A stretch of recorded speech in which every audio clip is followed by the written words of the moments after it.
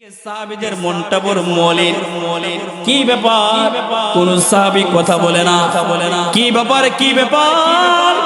সাহাবীরা বলতেছে, তুমি কি শুনো নাই?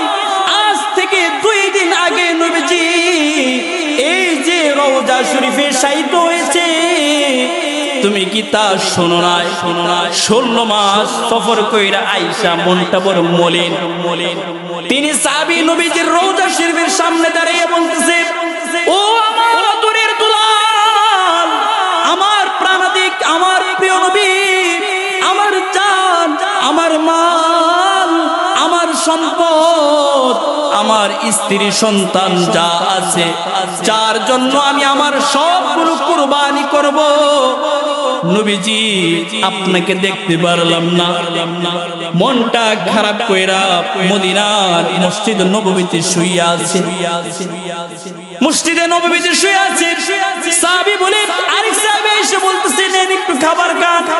খাবার খাই না, কোনো কাজের মধ্যে মন বসে না, শুধুমাত্র বিষণ্ণতা। হায় হায়, আমি কি হারিয়ে ফেললাম? আমার কাছ থেকে কি চুইটা গেল? কি যেন মহামূল্যবান জিনিস ছুঁইটে গেছে।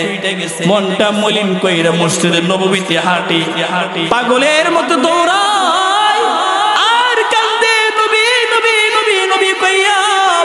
কিন্তু হযরত ওমর, সিদ্দিক আকবর, হযরত আলী, হযরত উসমান, হযরত হাসান আর হযরত হুসাইন রাদিয়াল্লাহু তাআলা আনহুম, সকল সাহাবীরা এই সাহাবীকে বুঝায়, খাবারের জন্য বলে, কিন্তু সাহাবীর মন খাবার খাইতে মন চায় না, কোন কাজের মধ্যে মন চায় না। অনেকটা দিন পার হওয়ার পরে ঘুমের মধ্যে প্রিয় নবীজি সাল্লাল্লাহু আলাইহি ওয়াসাল্লামকে স্বপ্ন দেখতেছে। আমি এই ঘটনা দ্বারা বুঝাইলাম, নবী প্রেম যদি কারো মনের ভিতরে, কোন মানুষের ভিতরে সর্বোচ্চ একেবারে 100 থেকে 100 আসক্তি থাকেই, সে নবীজিকে স্বপ্ন দেখবেই। ঠিক কিনা বলেন? এই সাহাবী খানা ছাড়ছে, সব কাজ ছাড়ছে, উঠতে বসতে সব জায়গায় শুধু নবী নবী, হাই নবী, নবী কই গেল, নবী কই গেল, নবীর জন্য দেওয়ানা হয়ে গেছে। আল্লাহ তাআলা ওই সাহাবীর কলিজাকে ঠান্ডা করেছেন আমার নবীকে স্বপ্নের মাধ্যমে দেখাইয়া। চিল্লায়া বলেন আল্লাহু আকবার। এই জন্য আমরা আমাদের নবীজিকে স্বপ্ন দেখতে চাই কি চাই না? আমরাও চাই। তবে আমার নবী বলেছেন, হে উম্মত, তোমরা যদি ময়দানে মাহশরে আমার হাত থেকে হাউজে কাউসারের পানি পান করতে চাও, আমি নবীজির ভালোবাসা পেতে চাও, তাহলে তোমাদেরকে একটা কাজ করতে হবে। সেই কাজটা হলো আমি নবীর অনুসরণ করতে হবে। কি করতে হবে? নবীজির অনুসরণ। নবীজিকে ভালোবাসছেন আবু তালেব, খাজা আবু তালেব, নবীজির আপন চাচা। খাজা আবু তালেব আমার নবীকে যেই পরিমাণ ভালোবাসছে, সারা দুনিয়ার মানুষ মিলেও সেই পরিমাণ ভালোবাসতে পারবে না। এত পরিমাণ ভালোবেসেছে খাজা আবু তালেব, কিন্তু নবীজিকে অনুসরণ করে নাই, অনুকরণ করে নাই। পরিণাম, খাজা আবু তালেব জান্নাতি না জাহান্নামী? আপনারা চিল্লায়া বলেন, আমার নবীর আপন চাচা জান্নাতি না জাহান্নামী? জাহান্নামী। ভালোবাসছেন, আদর করছেন, সব করছেন, কিন্তু অনুসরণ করে নাই, বিদায় শেষ ফলাফল জাহান্নামী।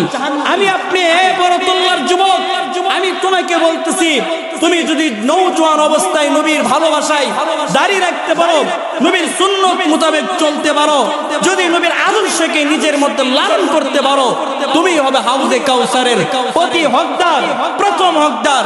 তোমাকেই নবীজি শাফাআত করবে যদি আমি আপনি নবীর পূর্ণাঙ্গ অনুসরণ করতে পারি। ঠিক কিনা বলে? যারা নবীর অনুসরণ করে তাদের ভিতরে নবীর ভালোবাসা আছে।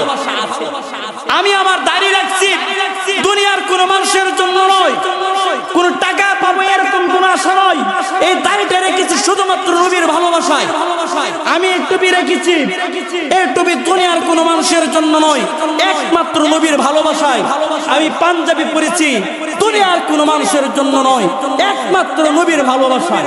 কারণ নবীজি বলছেন, হে উম্মত, তোমরা আমি আমার মতো অনুকরণ করো। আমি তোমাদের ব্যাপারে ওয়াদা করতেছি, তোকে ছাড়া আমি নবী জান্নাতে যাব না। চিল্লায়া বলেন আল্লাহু আকবার। নবী বলেন, যারা আমার সুন্নত মাইনা চলবা, তোমার আর আমার জান্নাতটা হবে পাশাপাশি। চিল্লায়া বলেন।